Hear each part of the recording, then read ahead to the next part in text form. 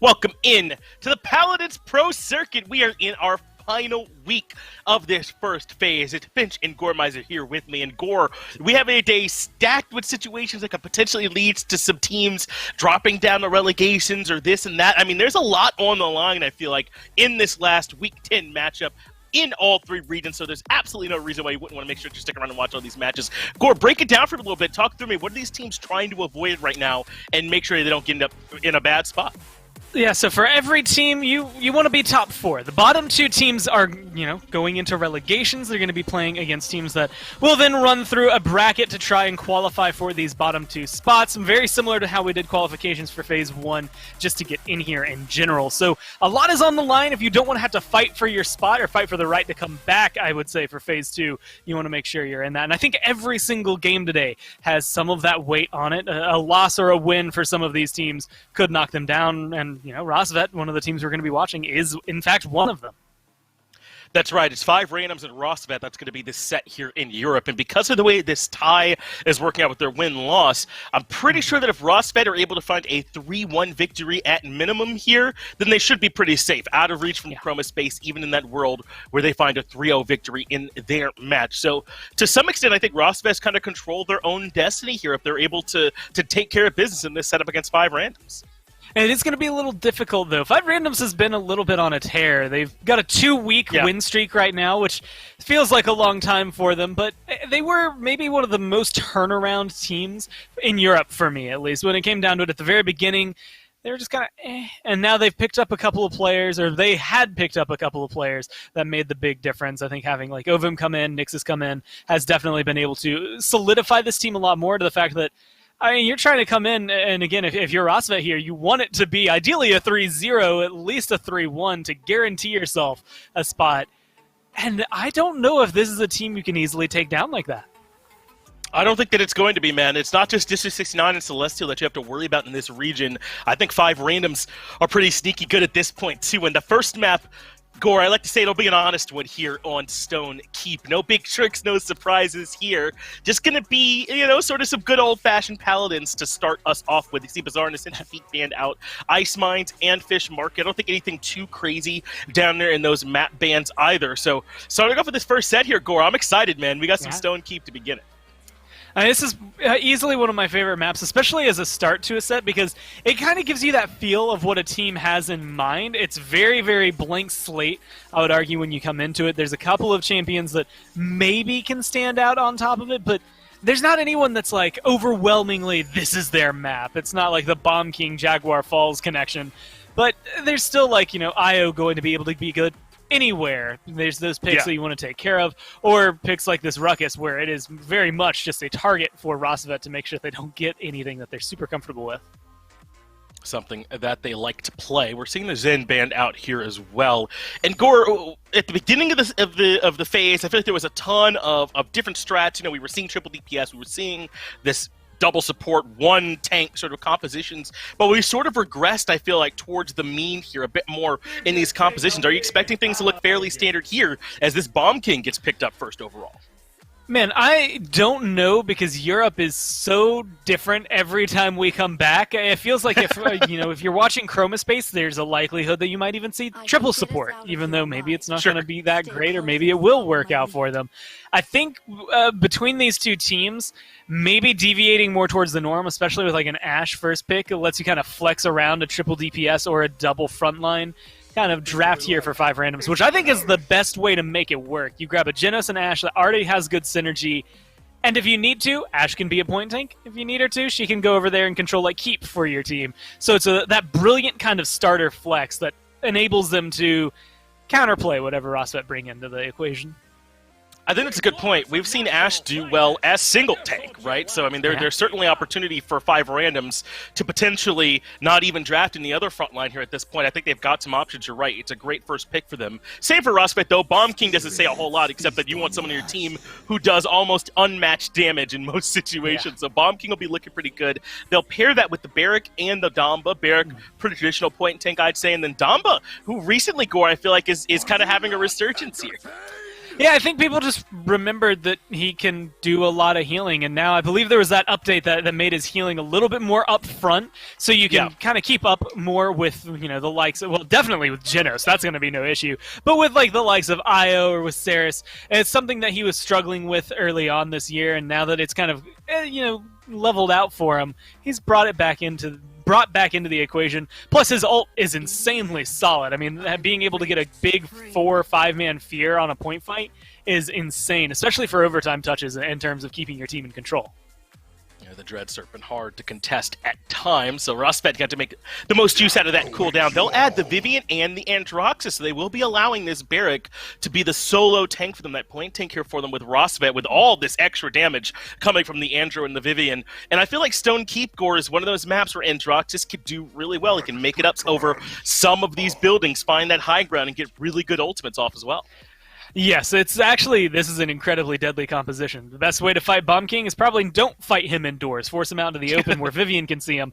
But unfortunately now, not only Vivian is going to be out there, but you also have to deal with the Andro. So outside, not safe. Inside, not safe. It's not going to be a very easy place for 5randoms to fight. But they did something that I think is more interesting than anything. Typically, at least last year, you see an Inara ban, and in my mind, that means, oh, you're going to scoop up the Barrack. But they go for the Terminus here, and I like it. I'm a big fan. Yeah, maybe they did want the Barrack, but it had already been taken. Either way, at the end of the draft, as we move on to Stone Keep, the Terminus was picked up. And I think that there are a lot of spots where the Terminus can be really strong here for 5randoms on this map, but it's sort of, as you've already highlighted, Gore, that they've been put into a tough position, 5randoms have here by Rosvet, who have said, if you have to fight outside, you're suddenly into sight lines of the Vivian, the Andro. If you have to fight inside, you got to worry about this BK. A lot of this could come down to where they meet at the beginning of this initial point fight here as well, I feel like, Gore. Yeah, it's going to be explosive at the beginning. I mean, if Madara has a very, very solid start, then it's all downhill for 5randoms from there. But with a Cassie, with a Buck, you have just enough, I would say, counterplay available to you. Cassie can keep that range going for herself. And Buck, if he can get into a spot where he's hitting a couple of headshots with a Luminary behind him, I mean, that might as well just two-shot some people. First blood, it's Haze that drops first, and then Androxus. 5randoms responding as they went opposite sides, church side and keep side. Didn't really have much action. The Barrack got some initial point percent for Rosvet, but Madara getting a nice return kill. So it's been 1-for-1 so far, but 5randoms right now in control, moving in to the church to try and push Rosvet back, who have grouped up on that backside. No one controlling the point here at this point is Nixus in the 1v1 with Haze. This could potentially be big, but Haze elects not to take it much longer. In comes Defit on the Vivian, but now he's suddenly in a 2v1 he doesn't like. Ninu gets the kill, and now this Buck can start to get to the back line, saying hello to Androxus and the rest of the squad, doing great damage and earning some space for 5randoms to move back out into the midpoint. The flank continues all the way to the back, finding Phobos, but with the respawns coming through, he'll take some additional damage. Hayes also getting a double kill back near the point, and this could be big for Rosvet. Well, now it's up to Madara to be able to go in. He has the King Bomb, but they don't need it. They get rid of Bolka. And that 96% for 5randoms, it's going to be difficult to overcome. But with that kill, they honestly might just take this one. They might have. I know they got a lot of percent built up, but they'd lost so much ground in that fight that the job was made difficult for them. Trying to force his way back in is Oven, but he falls right away. Ninu too, and that's it for the front line. That should be it for this fight as well. Rosvet hold on and are able to take that very first point. Remember, Core, we talked about it. It's not just that Rosvet need to win, but a clean victory from them, 3-0 or 3-1, would be enough to keep them safe from relegation. So a lot riding on this. Yeah, being able to keep them incredibly comfortable in that spot. And that's why it's weird to me to see them try things. I don't think putting Bomb King Churchside is bad, but I see so many Bomb Kings go for the high ground over Keep, being able to overlook that point and how much it gives you in terms of control. And it's kind of weird to see their approach from Rosvet at the beginning of this map. And how it was just a little different from what I guess I expect out of this kind of composition. They still made it work for them, although it definitely got to be a little rough there. Now they're just trying to fight back to the payload, let alone worried about trying to get any sort of conversion going for themselves. Right, this is a really big push forward by 5randoms to keep Rosvet pushed all the way back. You know, it's interesting, you talk about the BK and that church side. I mean, it worked initially for him. He was able to get some good damage. up to Keep side, but really I feel like the big difference maker was that fight they had over in Keep where Hayes dropped out and then suddenly they had left their Vivian kind of alone over there, and 5randoms were able to get a nice bit of advantage. Still fighting back though here are Rosvet, trying to see if they can get a little bit of offense happening, but 5randoms have a really strong push set up at this point. Now finally Rosvet are back into position and getting this cart rolling again and trying to come around this last choke point. But this is so often where you can have difficult pushes on Stone Keep as Hayes looks to the flank but is quickly answered. Yeah, this is where things will get tough, and maybe even more pressure onto Hayes, onto Madara on this Bomb King to make things work out for him. I mean, Bomb King, try to get control of the high ground, let your Vivian move in and take control up there to keep them locked around in their base for 5randoms. And for Andro, it's almost a similar path. You want to be able to go up over the roof and try to find those shots either onto someone like Nixus or onto that Buck over there, just to make sure that they aren't in position to counter that Bomb King or that Vivian. It all kind of fades away, though, if you lose your only tank. Right, it makes your life that much harder. You can kind of tell that that's how Rosvet are playing, right? I mean, Vivian and Damba both on the streaks here at this point, just so they have to be so limited around when this barrack is up and when they can look for their fights. Hayes, once again, cannot find that flank on the left side. Ninu has been posted up and not allowed that Andro to find that high ground he so desperately needs. So if the win is going to come here for Rosvet, if they are going to find this conversion, it'll have to be in the overtime. There's the Dread Serpent early on, but a response with that reanimating. Terminus is still up, but it's 2 kills already for Rosvet, and maybe they can get more. Moderus found himself a double as Ninu falls as well. They continue to push through, and there is no answer for the BK on the backside. He cannot find the angle just yet, but there's Arenius falling for a delayed triple. And the King Bomb still in the back pocket. They want this, using the stun to try and find this early conversion, but a great answer back from this Ashe to try and shut him down. That's a double kill now for Ninu as he's gotten 2 as well. Makes his way to the backline with Volca to take down Defit, and it's too much for Rosvet to try and find that conversion core. Just going to be too difficult, even with the King Bomb used, and it's 5randoms that find the 1-1. And I like it because, in essence, man, if that King Bomb is popped half a second earlier, that Ashe gets stunned out of the air, even though she's about to slam that flagpole down, and all of a sudden, she's dead. That payload's rolling in. So the essence, or I guess the idea was there. It's just the execution. The timing is so meticulous to try and get on something like that. She has to be within range of the stun, but not quite close enough to the ground to land. And I think it's unfortunate circumstances for Madara that doesn't go through for him. But on the other side of that, you might not get the conversion. I'd argue maybe you get the bigger win here, though, because you're going into a point fight. You have your Dome Shield. Dread Serpent shouldn't take too long to charge up. And Madara, we've seen with the amount of damage he's doing, I expect to see a King Bomb this round, no problem. But there's no Assert Dominance, no Reanimate, and Serena's going to take forever to charge that up. Even with how stellar his Terminus play is, it takes a long time to get that back to 100%. So those are big ults to be missing at the beginning. Well, Volca will start this off with a pick. Defit has dropped, and Hayes will hold on to that position. He's gotten the backside, look for a more long-term flank. The percent was built up a little bit by Rosvet, but controlled now by 5randoms, and look how spread Rosvet are. The Endro just been sitting in the back church side waiting on their next push for a long time. Now he takes to the sky to look for an angle. It's the Accursed Arm, drops to the back line for a K, but doesn't hit much. Ninu heals it all up right away and even gets the kill. Hayes waited so patiently and essentially finds nothing there, Core. Now with Ethereal going down, this is where it gets to be a slippery slope that is the triple DPS. You don't have anything that can contest the payload against the 2 tanks. Even though Defit has a lot of damage, it's just not enough to burn through everybody that's standing in front of him. It has not been enough, and 5randoms now starting to coast towards a pretty easy win here as bodies just being thrown onto the point to try and contest, but it's desperation. Even Ethereal cannot stay up for long enough, and the overtime will certainly tick down. So it's 5randoms this time, winning this point fight, and they'll get to start their own hand at offense. Last time we saw Rosvet get really, really close, but they got kind of hung up when Ninu established that high ground. How do you like 5randoms on offense here this time? Honestly, I think they have a lot to be able to hold on to it. The main thing is having those 2 tanks. Ashe can go up there and, again, contest the high ground and kind of be that shield to allow Cassie or Buck to push alongside her. Meanwhile, Terminus is going to be difficult to displace off the point, especially with the Reanimate as it gets towards the kind of end of the payload push, assuming they can make it that far. Then you can expect to see him pop that just to stay alive, just to try and keep the hope and dream of converting this one through. And it's just so difficult because it becomes a 6th man, and since he's still a tank, still has that power siphon, he's still got a lot of survivability after he reanimates.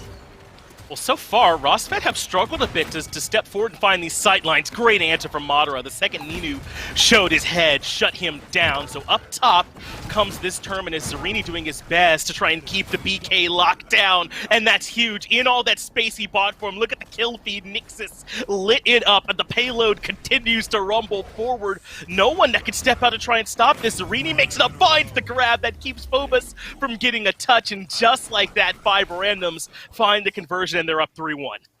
Man, sometimes you highlight, all the things that could come through where it's a stop and the reanimate has to get used, and then 5randoms just said no. And they just decided, you know what, we don't want to have to deal with any of that. We'll just go ahead and assert dominance and kill them all and make sure this gets converted and keep that revival here for Zarini, the reanimate, just to make sure that he can come back. And now, I mean, even with comeback mechanic, this is difficult. If Ethereal goes down on this mid, Zarini has absolute control over the point. There's not much you can do about it. Defit has the Sentinels, the King Bomb's available, so they do have like those end-all, be-all, try to eliminate one person on the map. But the Sentinels are only going to be able to do so much for you. The King Bomb can only kill somebody once. It won't be able to come back in time for the reanimate. Well, this is good news for Rosvet. They do get a kill into Zarini and Ninu to start off and force the reanimate right out of the box. It's way too much damage from Rosvet this first time when they push out. And remember, they are a fast capping, so they're building that percentage up pretty quickly. Ovum at half health is waiting, though, for Zarini to pop back up on that Terminus before he steps forward, but he might have to move quick. It's already 81% for Rosvet. The percentage is flying up, so in comes Ovum as well as Zarini, but the Dread Serpent comes out as well to try and push them back out. The overtime ticking down, and that is going to be enough for 5randoms to slow them down and reclaim control. But boy, was it close. They're essentially going to have to hold it from here, Gormizer, the whole point fight. That was a good showcase of the Dread Serpent and what it can do. There's King Bomb still available, Finch. I mean, if you're looking to try and grab this point back at 99%, again, you have a lot of space clears for your team. The Accursed Arm might just be one of them as well. Well, they need a better one this time. It didn't do a whole lot the last time. It does bring Ninu down to about half HP and keep him from poking his head out. Hayes will come over to the keep to take this fight, but Ninu certainly favored here in this close one-on-one. Comes out on top, and with help from Nixus, gets the kill into Hayes. Defit does take care of Polka, so that's the healing removed from 5randoms, but they've got these big HP bars in Ovum and Zarini, so they can stay out. Big damage from Ninu as well, and suddenly it's 99% in both directions. A double for Ninu means they can keep right on going. A triple for Ninu means they win the map. Stone Keep just like that is over as 5randoms are on top. Yeah, I mean, there's so many things in my mind. It's just, oh, hey, if you use this one and your Rosvet, that opens this door so much easier for you. Or, hey, this King Bomb, it has so much potential. There's so much that can come out of it. And unfortunately, it just never happened. The first time Madara tries to charge it up, he got killed off. The second time he tried to charge it up, he got the stun, but I don't think he hit the right target. I think if you get rid of Ninu there, it makes things so much easier for you, because the Buck just kind of sat there and said, yeah, cool, I have a shotgun, and you're wide open. Yeah, that felt like the big difference, wasn't it? Was that they just did not have an answer for Ninu time and time again. Every time that the Accursed Arm was using those point fights, it was used to try and chip away at the Buck, but never for a complete kill. I don't think he got kills off it in either one of those times. We were able to follow along with it, and instead, Ninu just kind of popped off. He was instrumental on this defense. He was critical on their offense, too. It's a great game for the Buck, and really, I think, just for 5randoms in general, Rosvet were working with such thin margins here, Corey. I mean, there was even, this moment, actually, where Nixus just kind of moved up and decided no one else was allowed to play the game. No one on his team was allowed to get kills, and no one on the other team was allowed to try and stop him. He just decided to play gatekeeper. And when you have one player getting that performance for a conversion, then the next player able to kind of pick that up. I mean, both of them individually, maybe not the most impressive slash lines. I mean, 9 and 4 is really solid. 10 and 8 looks good because it's positive. But nothing like standing out much more than like where Zarini was, didn't get killed off as much as I think he could have. And that's where like the Nixus Ninu, I guess, in combo came in, right? Where it's just the damage that they were able to output and the control they applied to Rosvet made it difficult to kill the tank, made it difficult to stop him from capping the point, and made Zarini's job a little bit easier. And remember, the Ashe was top picked in that game, not first overall, but the first available option when 5randoms were able to pick. And we saw you get big Ashe value. Does anyone else do what Ashe does with the assert dominance, avoiding the King Bomb entirely and shutting Madara down there for that defense on that conversion. Remember how much momentum that was? That set us up for the 1-1 and sent the back of that next point fight able to hold on to some extra ultimates. So I think that Ashe overall was a pretty big value for them too as we move into Jaguar Falls here, Gore. I don't see any reason why that Ashe wouldn't be just as strong for Ovum again.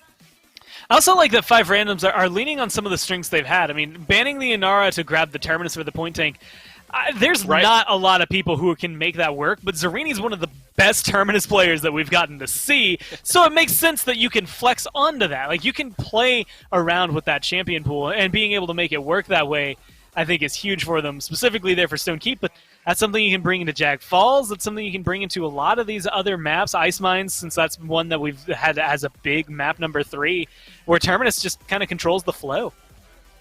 You're right. He had a big fight on Keep where he was able to get up to the high ground and keep Madara out of the fight on the BK for basically the entirety of it. I mean, almost swapping over to small flank duties, I would say, in that in that spot. And his team was able to win the fight pretty handily on the back. I think that was where they got the conversion into the 3-1, if I'm not mistaken, was off that great play from Zarini. So it just goes to show that you're right, man. That Terminus is very versatile, even within the actual map itself, in terms of how he's able to get value for the squad. We're heading into map number 2 here now, Gore. The Genos will not be available here this time. I think it was actually Volca on 5randoms who played that on map 1, so kind of banning it a bit away maybe from themselves.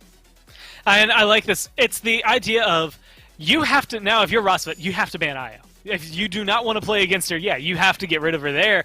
And with Genos gone, if Io was open, you get to scoop it up without maybe any counters. With Rom available, maybe that puts him back on the board here for someone, like with Genos no longer able to maybe counter him out and stop his dash.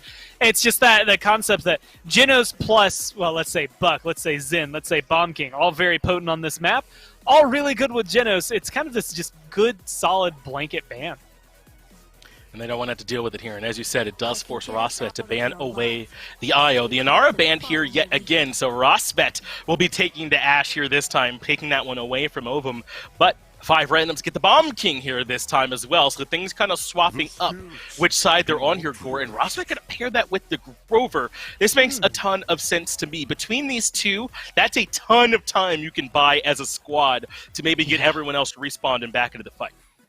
And making sure everyone's topped off. I mean, it's very important because, you know, Grover, his healing didn't used to go through walls, but now it goes through walls. Whirlwind, it's very helpful. Like, being able to hit people no matter where they are around the point, having a pretty wide radius, it makes it a lot easier for Grover to kind of hang out with the Ashe or in one of the side rooms, or maybe even statue side. You could still heal somebody who's standing on the point if you get the right positioning. So, as long as Rosvet play this well and play it smart with this Grover, they can make him look good. But this is what I wanted to see, right? If Ashe gets picked up on one side, Khan is the counter to that. Not only can he Commanders grab her out, but Overpower pulls her out of there, and then you just throw her off the map on Jag Falls, and all of a sudden that assert dominance means nothing. Yeah, we don't want to have to deal with you, and so we won't. That's what Khan, it feels like he says sometimes, right? They'll add the Damba in here as they continue to swap around picks from Stone Keep, and obviously the Damba, I think, can be pretty strong here. And let's keep that trend going, I suppose. I'll swap with the picks. Now the Bucks over here for Rosvet, paired alongside this Victor. And I feel like Victor is someone who does really well on Jag Falls here. Talk to me a bit about these last two picks from Rosvet. Oh, well, maybe the Moji, though. We didn't expect that. The Victor, you know, I mean, the one thing he is going to bring that others just can't do as similar as him is you get the burst mode, you get consistent damage, you get a grenade that it applies to the different kind of damage, right? You get a little bit of burst damage, a little bit of just consistency that will come through, and it helps him apply Cauterize, burn down tanks, or in some cases catch out a Moji or a Cassie and lock them down, stop them from being able to accomplish too much. There's not as many long lines of sight on this map that maybe make him work as well as maps like Stone Keep or, you know, like we've seen on Ice Mines, but this is still one where he fits in, and Buck, if he jumps into the back line, he does what we saw Ninu do last game. Right, he had a great game on it last time, so the Rosvet hoping they get something similar. But we have seen Moji on Jag Falls be plenty scary in the past. I feel like here, Gormizer, so this could be big for 5randoms here potentially if they're able to fight. It might be even her best map, one could argue, I would say here. We will indeed be going into Jaguar Falls here for number 2. We also saw the Willow come through. Is this one of those maps where we traditionally think Willow gets a ton of value as well? I think she can get a ton. The only issue with Willow, it's the same issue that Drogo's faces, and that is that they're easily countered. It's easy to take them down out of the sky, deal with the damage output they have, and sometimes you can just pick someone that maybe does it a little bit better. But here, with Willow specifically, you get kind of so much value out of it. There's no pure hit scan save for the con on 5randoms, so when she goes up into her Fae Flight, not a lot of people to take her down out of that ult. Give her the dead zone, makes it a lot harder for Bolka to be able to apply the healing onto Zarini, more than likely on that main point tank kind of role. And then you also just have pure blast damage. I mean, seedlings are hard to get away from originally. Now you're locked in a room with the seedlings going off. It's going to make a lot of burst damage in a small space. Rosfet able to establish some early control here on the back of this early positioning. The Ashe moves in first. It falls right away. Ninu gets the kill credit for it as Ethereal was stunned out. And now Ninu can sort of wrap around, still flanking even though he's not on the buck, and finding great sight lines to put in damage. They're up to 18% are Rosfet, but they're still in some decent control. Are 5randoms here to fight alongside of them. Heavily contested this first time on Jaguar Falls. And no one really trying to step out to that center control. So Zarini will move out first. He's got Ninu right here behind him. Throws him back into the waiting Bomb King, and Ninu gets that kill to defend easily. That's why these pairs, I think, are so important. And finding an answer for Zarini and Ninu when they're together, that's going to be huge for Rosfet. And it's going to be so difficult. I mean, you get a little bit of the immunity frames on the heal when it comes down from Khan, but they're playing it perfectly as well, where it's just cool. Grumpy Bomb to guard one side, then Khan to guard the other side. This Bomb King is just so difficult to get to the back line, and hey, guess what? Now you're trying to commit to him? Okay, Moji's going to be able to do Moji things on here.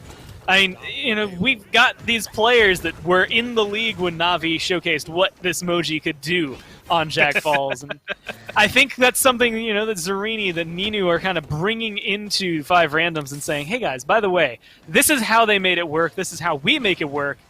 And yeah, just go ahead and run rampant. Right, it's like that combination that we highlighted, right? The Khan BK, it only needs to create a little bit of space. You get that one trade, right? That 1 for 0, and that's where Nixus now is a little bit more free to move around. Ninu, though, we don't have time to talk about the past. When in the present, he's into the King Bomb. It does stun Ethereal, whose death earlier was pretty instrumental in 5randoms finding that very first mid-fight. They do find the stun, but not a whole lot on the backside. As Ethereal jumps out into no man's land, gets the kill on the Ninu either way, though Zarini does find the trade back as Nixus pushes one more member out, but things have stalled out a bit more. Right when I say that, Grover tried to head to the backline, but Bolka's there to answer with a little bit of help from Nixus. That's what we like to call an interesting decision, right? Where it's just, okay, Grover of all people going into the backline might not be the way that you want to convert this, and as of right now, or I guess defend this from getting converted, because as of right now, it is still 5randoms marching forward with this one. And I mean, Overpower is available, you've got Snack Time available, like if you need it, you've got 2 executes at the ready to be able to deal with Rosfet. And still, no one has really stepped out and slowed it down. Look how close the payload is. That's a huge ultimate coming out from the Damba as well. Takes Ethereal basically entirely out of the fight. You mentioned 2 answers that they had to take care of the Ashe. Turns out they had a third, and that was all they needed. 5randoms find the conversion. Remember how important it is that Rosfet not only win, but win cleanly. If they lose 2 maps, they are certainly open now to potentially being relegated depending on how Chromospace's match goes.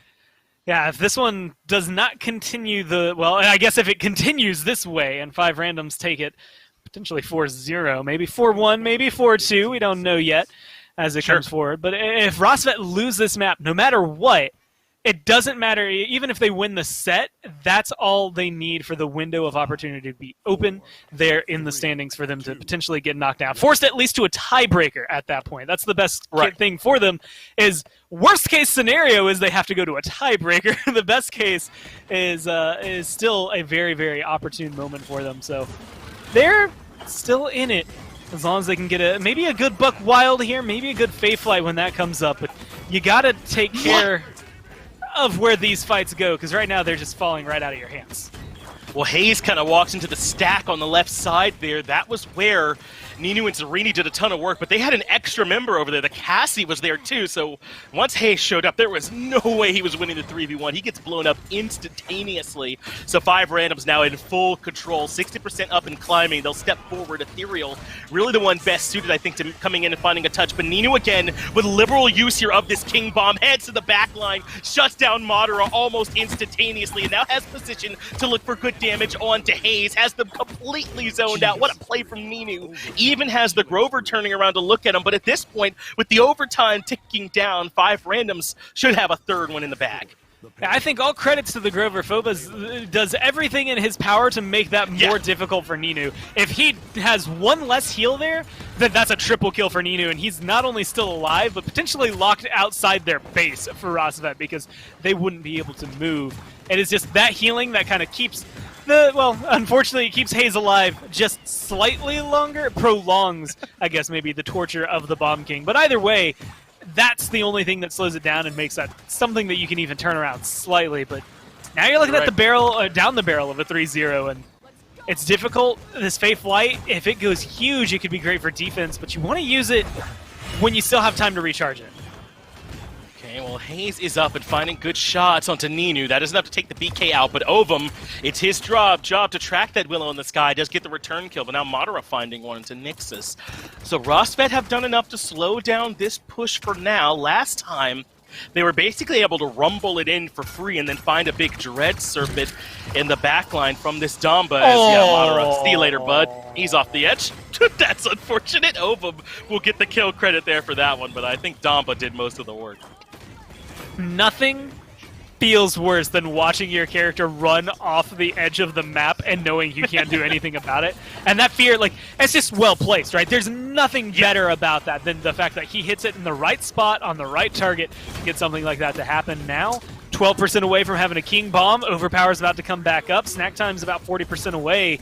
Again, a lot of those tools to maybe deal with the Ashe, deal with anybody trying to defend, they're coming back up. Yeah, and once you get in those enclosed environments up against Ninu and the Bomb Key, gets impossible. King Bomb to the back, takes Phobos out instantaneously and stuns a couple more. 5randoms, pretty clean, find the 4-0 here on Jaguar Falls. And suddenly it started to look a bit like disaster, I would say, for Rosvet. We were talking about how a 3-1 would keep them safe, but now they're hoping desperately to find a reverse sweep for a 3-2. Yeah, and that's difficult to find. I mean, reverse sweeps in general are hard to do. You can't make any mistakes from this point on. And when you lose the second map 4-0, when it's that convincing coming into it, that starts to spell a pretty big problem. I think their target focus was pretty solid. They got 9 kills, and 8 of them were on what I would argue are the biggest targets. But Ovum goes 7-1, right? A very silent game from the Cassie, almost 40,000 damage, so not even near the top, but being able to pick up those kills, cool, you spent all this time trying to kill Ninu, but the damage Ninu does is still there. The damage Nixus does is still there. So even if you kill them off before they can kill you, Ovum comes up, hits a couple of bolts, and all of a sudden you're still losing that fight. Yeah, it was just a bit of a lost. I feel like a couple of mid-fights there for Rosvet that really hindered them. I mean, yeah, on defense, they were able to find a couple of good picks, I feel like, onto Ninu. The problem was that they could just regroup and then do things like this again. And you talked about it. Phobos spot about as much time as humanly possible there, but it just did not end up mattering. And in those situations where Ethereal gets stuck in the corner, hard to beat out the Bomb King there, and Ninu had a monster performance here on Jaguar Falls. Yeah, you worded it perfectly. Once you get into the tight, narrow corridors and there's a Bomb King that wants you dead, you're not going to get away very easily. and I mean, there were even times they had to sick, 3 people over there to try and deal with it and corral this Bomb King just away from them, let alone try to find the kill. And if you don't have that kind of manpower to deal with just the Bomb King, then you're not going to be able to follow up and get rid of the Khan, get rid of the Cassie, even deal with the Moji. So I think it just got out of hand because of stellar play. It did. I wish we could have talked more about the Moji, but aside from that initial flank, I feel like on that first capture they got, it was mostly the Ninu show, so just the number didn't end up getting called much. It's 2-0 right now in this set, but hopefully there's plenty more Paladins to come here in Europe. A quick break, and we'll be right back with the rest of this set. Welcome back to the Paladins Pro Circuit. We are right now battling through Week 10 here in Europe. It's Rosvet trying to fight for their lives, but 5randoms not making it easy up to this point at all. Stonekeep and Jaguar Falls, I believe 8-1 across those two maps in favor of 5randoms. So Rosvet, Gore, they got to find a way to get something working here. And again, to put it into perspective here, if they lose 3-0, then not only is there potential for them to maybe have things completely turned around, but, I mean, they could get relegated. Like, it could potentially turn things completely on its head, especially if Chromospace are able to win their match this week. That makes it so much easier. There's only 2 maps between them, but if one goes down 3 and the other goes up even just 1 with a 3-2 for Chromospace, that's going to be able to put them in that 4th place spot. So it is maybe even more important for Rosvet to try and stretch this out as long as they can. Yeah, if Rosvet get 3-0'd here, then I think Chromospace would be pretty close to tying them, even if they just went 2-3, like even with a loss. You know what I mean? Like, that's how bad a 3-0 would be for Rosvet in this spot. And Serpent Beach is a close one, man. We have sometimes seen this map stall out to where you can fight back and have plenty of time, but we've also seen it be snowbally at times. The IO has been permabanned this set so far, so hopefully that does not come out here and cause any problems for Rosvet. It should continue to be banned on this map, but I don't know, man. Things are suddenly getting really scary for Rosvet.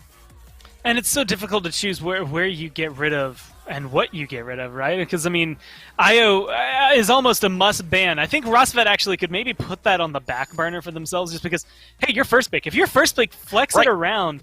Bomb King and Buck are going to be really good here. 5randoms have been doing well there. Ban those out. Grab the IO for yourself and force them maybe to be a little more uncomfortable. But I also would say we've seen how potent the Ashe can be lately, and maybe they're trying to think of a way to scoop her up as well. That's right. I mean, you definitely don't want to give that back over to Ovum after the great game he had on it back on Game 1. But there's a lot of verticality, I feel like, whenever we come to this map that's really important, right? The EV comes to mind from it. The Andro, as far as our flankers are concerned, are all totally valid to be picked up. But it'll continue to be this focus on the Genos here, Gormizer. We've seen him get banned or picked relatively early in all 3 maps so far. And it's just the potency that he brings to these teams, where it's just, pair with a Ruckus, all of a sudden the Ruckus has shielding, a little bit of healing, damage amp, like that, and it's the damage amp, realistically, that causes so much trouble. But it's also that idea that you're going to get this trickle heal almost constantly. Like, Cauterize is important against him, not because he does huge damage numbers, or healing numbers, but because the healing is constant. It doesn't matter if you're in combat, out of combat, you're always going to have something coming into that health bar, which makes it difficult to trade against. Well, the Ruckus obviously good for Rosvet here on this map. We already talked about how important that verticality can be, and Ruckus can get up there and drop a point-blank Hexafire potentially, and that can turn games around. But Atlas picked very early on here for 5randoms. They're going to pair that alongside the Cassie, who's always a good sort of staple pick. How do you like Atlas here in this spot? I like Atlas on this map, but a lot of it is very dependent on what he is paired with. I think, you go big boy wall and just have this giant shield for 5 seconds that's just going to say, no, you're not allowed to shoot us. And it makes it very easy to kind of control something like a Ruckus, even something like a Victor, like a Strix, a Kinessa, any of the snipers or long-range champions. Right. It just becomes difficult to be them because they can't just walk past the shield without killing themselves. So it's very difficult. It also works really well, oddly enough, with those champions because they don't have to walk through the shield. They don't have to get close to you. They can just sit back behind it, and Atlas keeps them safe throughout all of it. So they'll have the Dumba, and as you said, that great backline damage dealer in terms of the Vivian. It does kind of feel as though 5randoms, maybe by picking this Atlas early on, we're trying to discourage Rosvet from picking up some of those big backline damage dealers. We see the Strixes do well here, but the Kinessa picked up instead of the Strix. I feel like other times we see Strix picked up first. How do you like the Kinessa here for Rosvet into the Atlas? Don't worry, subjects. I think it's actually interesting because I was thinking the exact same thing. I was like, man, normally, like, my tier list, at least on Serpent Beach, my mind goes Victor, Strix, then Kinessa. Although Kinessa does have the ability to kind of teleport into some more interesting spots than the other 2 champions have, and maybe that's what they're hoping to leverage here, is use those interesting areas. But she also has something that, none of the other snipers, none of the other damage dealers have, and that is that whenever you hit a fully charged shot, your next shot does 30% more damage. You hit that with a headshot, and all of a sudden you're able to potentially one-shot some people, like a Cassie, like a Vivian, maybe a Maeve if you find the flick going for yourself. But you have to do it in these small windows that Atlas is giving you. And granted, a small window there is 20 seconds, but it's still something difficult to work around. We saw the Maeve come in as the last pick for 5randoms. You're going to have a hard time convincing me over something like an Andrew or an Eevee in that slot. But the Midnight can be very, very strong here, or I feel like so. Potentially that could be what we're looking at, right? Is between the Atlas, which says that these long-distance damage dealers can't deal damage during this fight, and then you drop the Midnight as well, which can make it hard for them to provide support in that darkness without being able to see. I don't know. Maybe that's the idea with 5randoms, to try and isolate members and take advantageous fight, because we are right into it, Gordmeiser, already. Ovum looking for shots from range, but taking better than he's giving at this point is the Kinessa. Getting some early value here already, it would seem. First blood, though, from Defit onto Ovum, capitalizing off that work that was done. And now Ninu in the back line with the Buck, trying to see if he can shut down Defit. He certainly can. Get some help from Mocha. And not a bad start here for Rosvet with a 2-for-1. Yeah, that Buck that I mentioned, Picks and Bans, is going to be important on this map because he can do that. I mean, you had to turn so many eyes over there just to make sure that he did not continue that tear, just to keep him under wraps. And unfortunately, and this is something we see, I think a couple of teams in Europe have done, but Atlas, I think he's a great off-tank. I do not think he can work as solidly as the solo tank, and so far that's kind of been the pace Zerini is in. He just doesn't have the same health bar, the same kind of survivability we see out of other tanks, and that's saying, he has a rewind, he has the ability to set you back, he has a giant wall that stops bullets in front of him, and yet he still just doesn't live as long as some of the others. And I think that's going to cause some trouble here for 5randoms. Well, he's got to feel like a mountain in compared to the tankiness on the side of Rosvet. I don't know if we've quite given them enough credit for this composition that they've come in with, but I suppose the Ruckus is solo taking here for Rosvet. Hardly, right? It's him and this Buck that I think are kind of working together to take that burden sort of in and out for Rosvet, but it is working, this all-in aggression here so far. They've already won the mid fight, and they're now on offense, but Zerini and the rest of 5randoms right back now with this really aggressive zone, pushing up beyond the payload into the side of Rosvet. But talk to me about how this comp for Rosvet's going to keep working. So realistically, it is the fact that outside of the Kinessa, every single one of these champions they have is tanky for their role. I mean, 2375 health here for Ethereal. That's actually 75 more than you see out of the Buck. And Bomb King, depending on if he's running King's New Cloak 5, goes up to 2450. Ruckus is still an actual Guardian, or frontline, I should say. So he does still have that ability to, well, just tank damage. He has a shield. He has a lot that goes forward with him. And so the 2400 there on the Bomb King, they're not maybe the biggest numbers in the world. It's not as big as your typical frontline. But since 4 members have those slightly elevated health bars, every single one of them having some sort of maybe DR in their kit as well, at least for the Buck, the Ruckus, and the Grover, I believe, being able to kind of build something like that into their loadouts if they would like. It makes it so difficult to burn through that health. So effectively, they kind of have 4 tanks. Right, it's like they've just raised the time to kill for everyone, right, is what it feels like here for Rosvet. Everyone takes a little bit longer for you to kill on the side of 5randoms than 5randoms might have expected coming into this match, and so far it's working. Rosvet now have 4 ultimates charged up, everyone except the Kinessas, and that's not that big of a deal. Probably the 4 best ultimates they've got are available here at this point, but only 30 seconds left to work with on this push, and they still have a long way to go. 5randoms have established a pretty strong defense. Now with Hayes dropping, good work there by Bolka to finish him off. Pretty unlikely that 5randoms find the conversion here.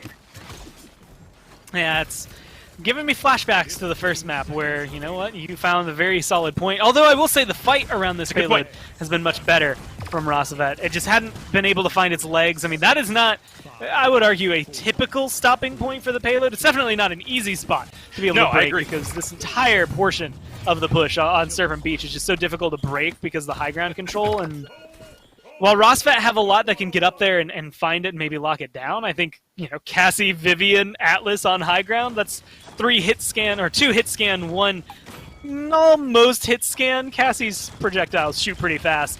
it just makes it difficult to get up there and break them down. Oh yeah, Bomb King's really good. Well, seeing those clips has just reminded me of that fact, just in case it might have slipped my mind. But you were right, man. This is kind of like what happened on Stone Keep, where Rosvet are able to win that first fight. But now 5randoms is sort of like they get a chance to regroup. They go, okay, that's what your game is. We got it. And they feel a little bit more prepared. We'll see how it goes this next time. Nixus died really early last time to Hayes, so he's got to survive longer if they want to win this. There's, man, a lot on the line to make this one work if you're Rosvet. Not just in terms of standings, but I mean in terms of execution. Okay. This King Bomb needs to find something maybe a little bit more, and not even going to be able to lock down the Atlas.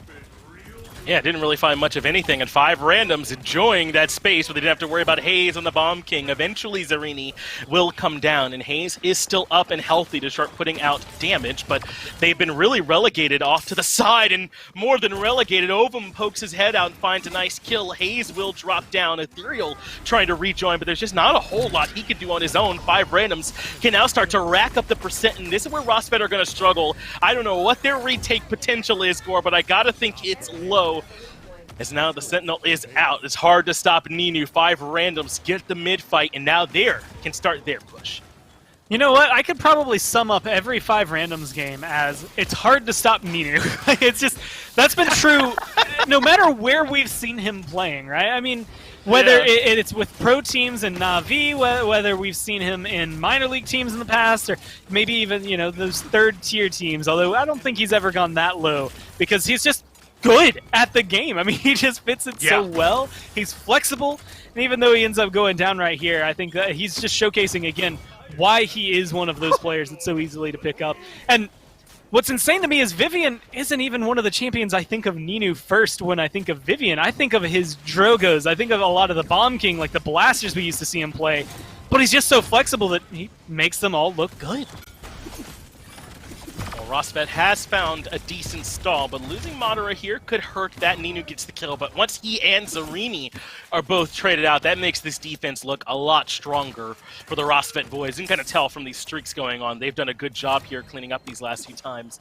And I think that you're right to kind of sit and talk a little bit about what Ninu's been able to do, man. His versatility has been such a godsend for these 5random guys, man, to be able to put him on essentially whatever they need, as Phobos nearly takes the Atlas out of the equation just that easily.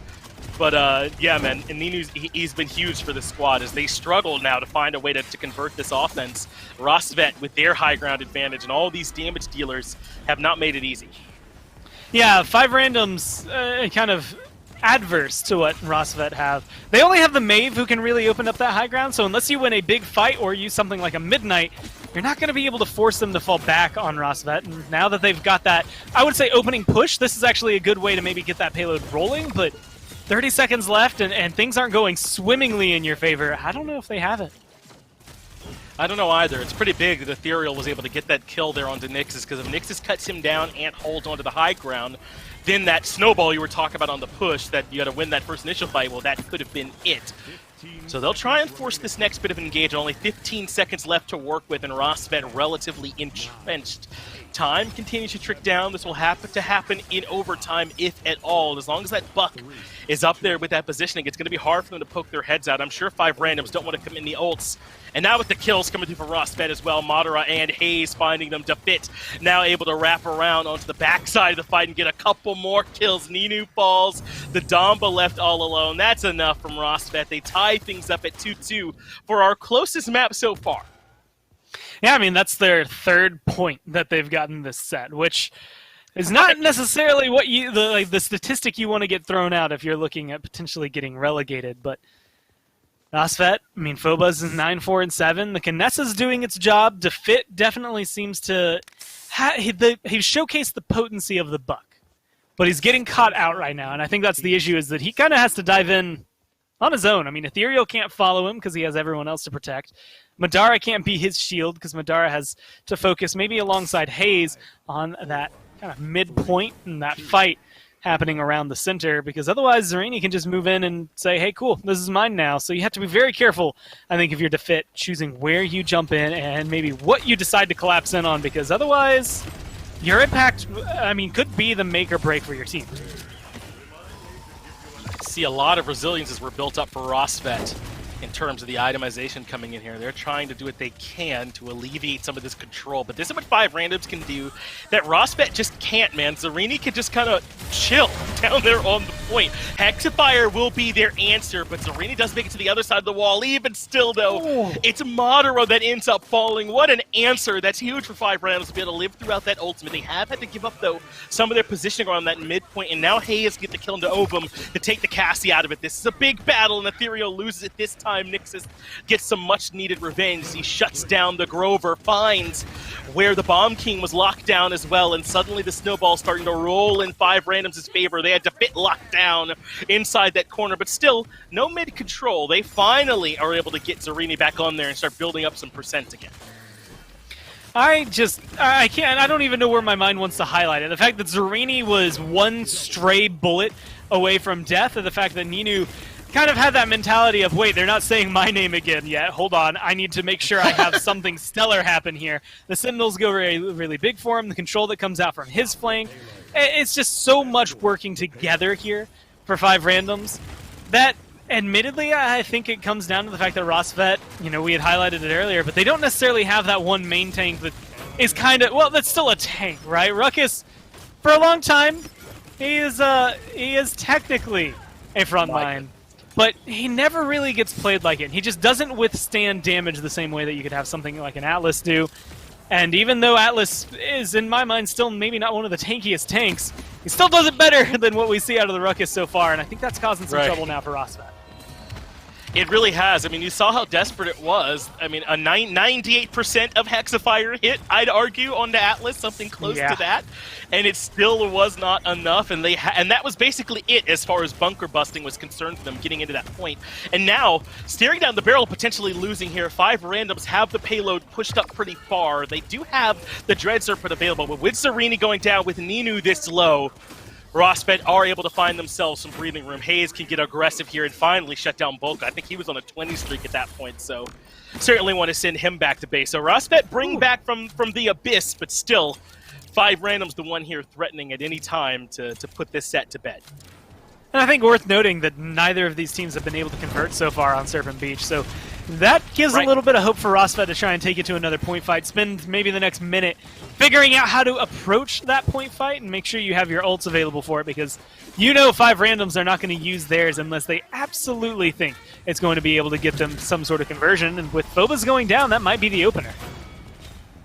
Might be. Phobos is down, but they lose Ninu for it. He's been so much their damage. Nixus has been looking for Ethereal all game long, but this time he has a bodyguard. Madara shows up, provides some critical protection. Ethereal, though, getting hunted down a second time. He needs a little bit more help as Ovum comes in to clean up the job. And the payload continues to rumble. Without the Ruckus there was no one stopping Zarini. Finally, Madara comes in and drops the Hexifier to get that kill, but Ovum is still alive in the backline. Has to give up the high ground now as he's been left all alone. Good damage, sends Madara back as he'll sneak up and try and keep this payload moving. Look and see if he can maybe find something sneaky to close it out, but at this point, no way that Ovum survives. He steps in all alone there and ends up falling. Well, but Zarini's back, so overtime still on the table here for 5randoms, and they're getting kills! Yeah, these are huge coming through. With Zarini here, the payload can continue to rumble. What happened there, Gore? I'm hoping maybe we could get something from Nix's perspective or something like that in that last push, but they blew it open. That looked like desperation because Ovum went in by himself on the tail end and died, but Nixus and Zarini kind of just find the set victory.